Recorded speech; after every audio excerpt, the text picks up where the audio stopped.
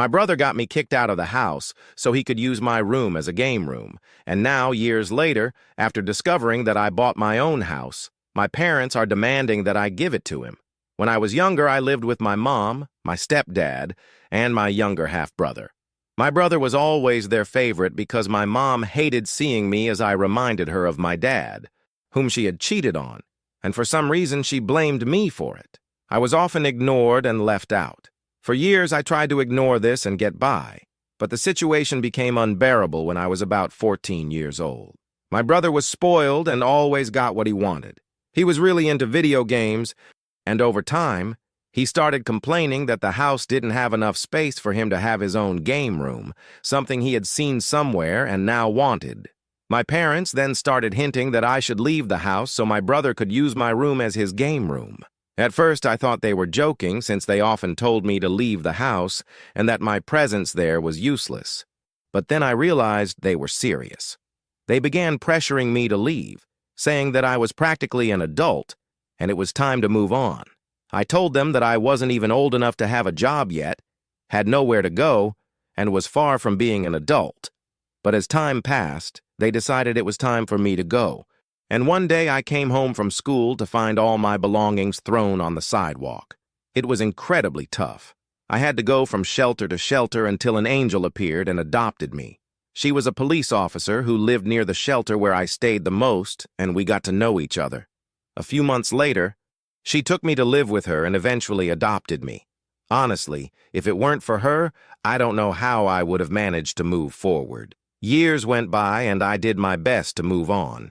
I worked hard, studied, and saved enough money to buy my own house with my own business.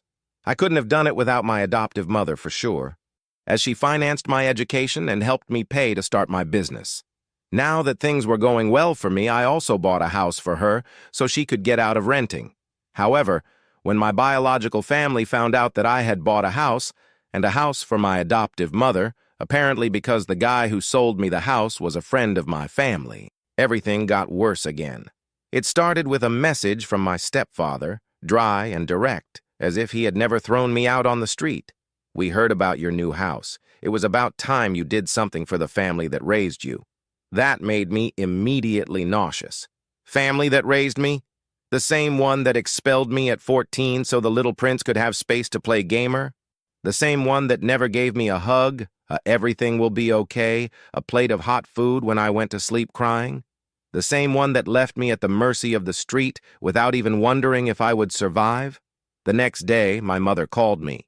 The last time I heard her voice was in a scream telling me to get off the sidewalk because I was disrupting the facade of the house. I answered on impulse, maybe wanting to understand how far they would go with this shamelessness. She didn't ask how I was. She didn't ask if I was happy, if I was healthy. No, she went straight to the point. "Your brother is getting married and needs a place to start his life. You don't need 2 houses." I felt such deep anger that my hand started to shake. I took a deep breath and answered as calmly as I could. "You want me to hand over the house I fought for years to conquer to someone who never had to fight for anything in life? Just because he's getting married?" And she, without hesitation, said, "He's your brother. Family helps family." I almost laughed. Family helps family.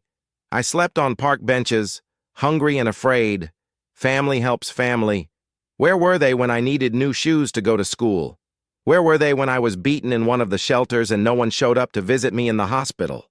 I hung up without saying anything else. I thought I would have peace after that, but I underestimated their capacity to cross all limits. Days later, messages from unknown numbers started.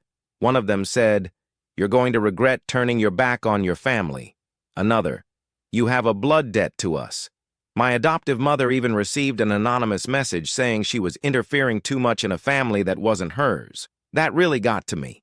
I went to the police station to file a report. I already had contacts. I already knew what to do. I was different from the fragile boy they had expelled years ago. And more, I had a name, I had a clean record, I had proof. But it didn't stop there. What really made me explode was when my former schoolmate, now a neighbor of my biological parents, told me that my mother was going around telling everyone in the neighborhood that I was ungrateful, that the house I had bought was an inheritance from my father, the same father she cheated on and hated, and that I had renounced my blood for money. That was the last straw. If war was what they wanted, war is what they would get. That night I didn't sleep. I tossed and turned in bed, mulling over every word, every unresolved memory, every scar they had left on me. It was as if, after years of rebuilding myself, they had torn a piece of my soul and spat on it with contempt.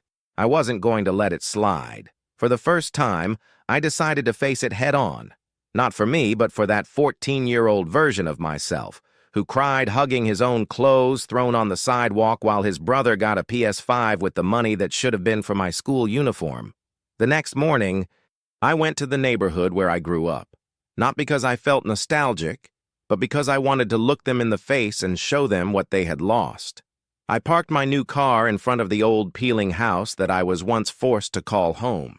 It was still the same colorless place, but now with more cracks, more trash in front, and an even more decadent air.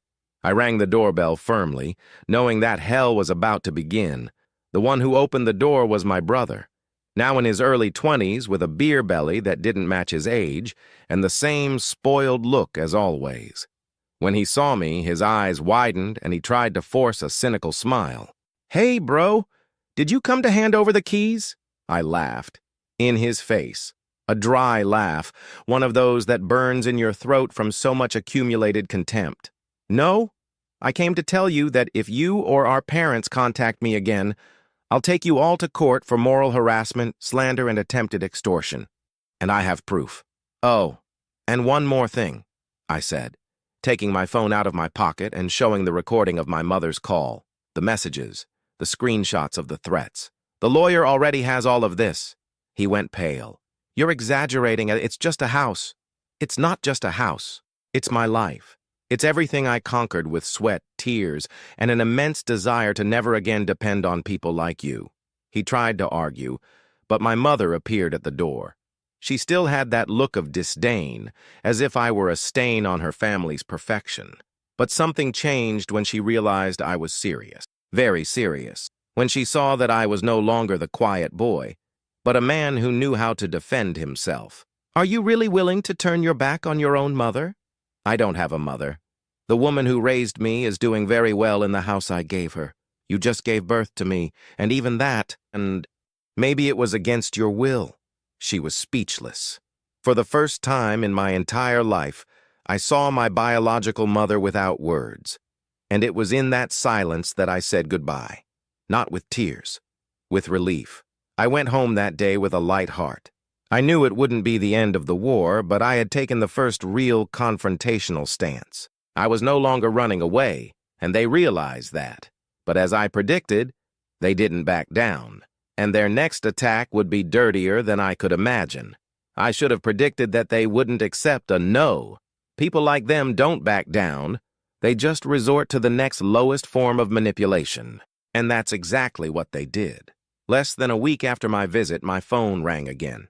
It was a social worker. At first, I thought it was some bureaucracy related to my business, maybe some inspection process, but the call shocked me. "Sir, I received an anonymous report saying that the lady who lives with you, your adoptive mother, is being kept in abusive conditions, that she's being prevented from leaving the house, that she's being financially exploited." Right then, my blood ran cold. Not because of the content of the report, because it was obviously false, but because I knew exactly where it had come from. "I can guarantee that this is absurd," I said, swallowing my anger. "My mother is free, independent, and her money is safe. She has a card, a bank account, and more freedom than many people out there. But if you want, you can come here and talk to her personally." And that's what they did. 2 days later, they knocked on my door. A social worker and a representative from the elderly council. They asked questions, inspected everything, talked to my mother, and when she understood what was happening, her eyes filled with tears of indignation. "They're trying to destroy you again, my son," she said, hugging me tight. "But now you're not alone. They won't succeed." When the agents left and saw that everything was perfectly in order, I asked them to register in an official report that the complaint was unfounded. But I wasn't going to stop there. I called my lawyer, and this time I took the word lawsuit seriously. Enough veiled threats. They had crossed a line that should never have been crossed. Meanwhile, rumors started appearing on the city's social media. My parents, of course, were spreading stories that I had bewitched that policewoman, that she adopted me out of interest, and that now I used her money to buy houses and show off. As if I hadn't spent years selling candy on street corners to pay for prep courses, as if I hadn't made every damn delivery, worked as a waiter, alternated between shifts, sleepless nights, and days studying until I fell asleep. I could have ignored it, let it go, but something in me burned for justice. So I contacted a local journalist, a college friend, and told him my whole story, from abandonment to adoption to struggle to victory. He was shocked. I asked him not to mention names, just tell the story of a boy rejected by his family who rebuilt his own life with the help of a woman who loved him without any obligation. The article came out 2 days later with the headline, "The Boy Who Was Thrown Away and Built an Empire with Love and Resilience." That was the trigger. My phone exploded with messages. People I had never seen sent me support. People commented, "I knew you at school. They really treated you like trash." Others said, "This woman is a hero, and you're an example." And of course, my parents saw it too, and they couldn't stand it. My mother called me again, crying, but not from regret, from anger. "How could you expose our family like this?" I didn't expose anyone. I just told the truth. The shame isn't mine. And I hung up. That day was the first I slept with my soul at peace. But their game wasn't over yet, and the next move would be even dirtier. I thought that after the article they would back down. I thought that maybe, faced with public opinion, they would be ashamed to continue digging their own grave. But I underestimated the type of people who feed on poison. When they lost the narrative, they also lost any mask that remained. And what they did next showed me that they no longer just wanted the house, they wanted to destroy me. It started with a court summons, a lawsuit filed against me. Reason? Improper appropriation of family inheritance. Yes, you read that right. My biological parents claimed that the house I bought, with my own work, in my name, with the deed registered and paid off, had been bought with money that, according to them, came from a supposed inheritance from my biological father. That same father who died without leaving even an old watch, and whom my mother cheated on and detested. They were claiming that I had appropriated something that belonged to the family clan, as if I had ever been part of a clan. And to complete the delusion, they attached distorted conversations, truncated messages, and even a witness to the lawsuit. The gossipy neighbor who swore he heard my adoptive mother say that the house had been a gift from a relative. I laughed. Really? Because it was so absurd it bordered on comical. But my lawyer didn't find it funny. He explained to me that even though it was a case without legal basis, the lawsuit could hinder me, block transactions, damage my name in the market, create friction with clients. And more, they were trying to use justice as a weapon of revenge. That's when I understood. This wasn't just about a house. It was personal. They couldn't stand seeing me win. They couldn't stand the fact that, despite everything they did, I had succeeded, that the plan to erase me had failed, and that the boy they kicked to the street had become someone who could tell his own story and be heard. But I wasn't going to back down. I started preparing. I organized all the documents, all the receipts, contracts, construction photos, bank transfers. I asked my adoptive mother to give a written statement, and she did it with tears in her eyes. She reported everything, from the day she found me at the shelter to the moment she signed my adoption, including the nights she took me to the hospital with anxiety attacks because of the trauma from rejection. And while we were preparing to respond legally, something unexpected happened. I received a message from my brother's wife, or rather, from his fiancée. A huge message. She said she was reconsidering the marriage, that she never knew the complete story, that she had believed the family's versions because, in her words, no one would invent something so horrible against their own son. But after she read the article and saw the screenshots that leaked in the comments, She started putting the pieces together. She told me that my brother was aggressive, controlling, that he lived with fits of rage, and that now, with the wedding approaching, he was becoming someone she barely recognized. And then, she dropped the bomb. I just wanted to apologize to you and thank you. If it weren't for your story, maybe I would be about to make the worst mistake of my life. I responded respectfully, wishing her strength, making it clear that I held no grudge against her. The fault wasn't hers. It was from those who always thought they could manipulate everything and everyone without consequences. And there I realized something. The most powerful revenge wasn't destroying. It was living so well that their existence seemed insignificant. But the story still wasn't over. They still had one more blow saved up, and it would be the dirtiest of all.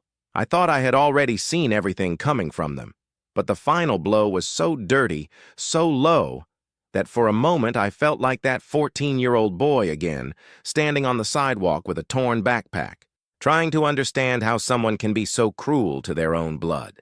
The lawsuit hearing was approaching. My lawyer was confident. We had all the necessary documents, irrefutable proof, and the judge had already requested an audit of the accounts and properties involved. Everything pointed to them being officially unmasked, with a stamp and everything. And that's when they decided to play dirty one last time. On the eve of the hearing, my adoptive mother had an accident, a hit and run, at her front door, in broad daylight. And the driver? An acquaintance of the biological family, a guy who used to frequent my mother's parties when I still lived with them. He claimed that she ran in front of the car suddenly, but witnesses said otherwise. They said he saw her crossing, accelerated, and only braked after hitting her. My mother broke her leg, had scrapes, but thank God wasn't in mortal danger. Even so, the psychological impact was devastating. She cried, saying it was her fault, that they were trying to hurt her because they could no longer like and follow for part 2. Just kidding, assholes, we fucking hate part 2s just as much as you do. Due to the high volume of video requests, priority will go to those that subscribe to my YouTube. Thank you, love you. Reach me. And that destroyed me. I stayed by her hospital bed for hours, looking at the woman who saved me from the gutter, now lying there, hurt because of me, or rather, because of them. And I swore right there that this was going to have an end, a real end. The next day, I went to the hearing with my soul on fire. I entered the room with a calm face, but inside, every cell in my body wanted to scream. My parents were there. My brother, too. In formal clothes, pretending to be victims of an ungrateful son. The same performance as always. But this time, it wasn't going to work. My lawyer started presenting the documents, bank reports, testimonies. The judge seemed attentive, professional, but her expression changed with each piece of evidence until it was my turn to speak, and I spoke. For 30 minutes, I told everything. From the ignored childhood to the suitcases on the sidewalk, from the shelters, to the nights on the street, to the reunion with life thanks to the woman they were trying to destroy now. When I finished, no one was breathing. My parents were pale. My brother lowered his eyes. The judge then asked for silence and said a phrase that still echoes in my mind. This court does not exist to validate emotional blackmail, nor to reward parents who abandon their children. Case dismissed with prejudice to the plaintiffs. And furthermore, given the evidence presented, I recommend to the prosecutor's office the opening of an investigation for false accusation, false testimony, and attempted fraud. I won. But more than that, they lost. Lost in front of everyone.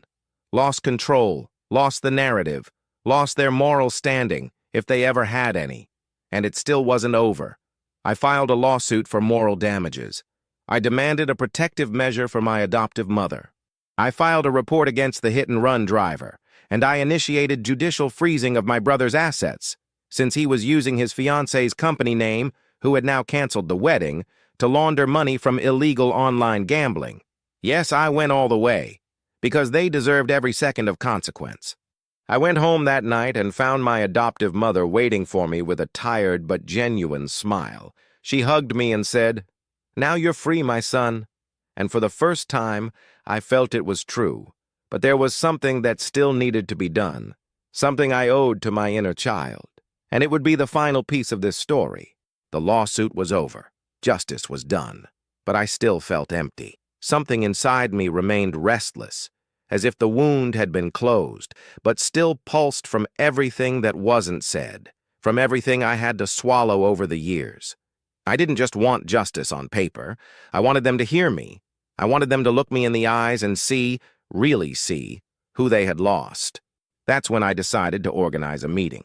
Not to rebuild bonds, that would never be possible again, but to end the story my way.